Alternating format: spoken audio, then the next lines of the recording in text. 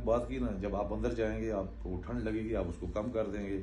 क्योंकि हर वक्त बंदे ने कैलकुलेशन नहीं करनी है उस हिसाब से। आपने बाहर टेम्परेचर नहीं देखना है, आपने देखना है, आपने अंदर जाना है। आपने डेफिनेटली आप खुद देखेंगे जब ठंडी हवा लेके आएंगे, उस पे मॉइस्चर होल्डिंग कैपेसिटी कितनी है, उसमें उसका लेवल, उस पर ड्यू टेम्परेचर के, वो सारी चीजें बड़ी वो लंबी हो जाती है। मोटी चीज आपको बता रहा हूँ, 0.5 आपने रखनी है, आपने अंदर जाना है, आपने देखना है, आपको अगर कम लग रही है आप उसको बढ़ा सकते हैं, अगर ज्यादा लग रही है उसको कम कर सकते हैं, लेकिन आपको एक फॉलो रूल है, आपने लेना है। लेट्स सपोज आपके 30,000 चेक्स है,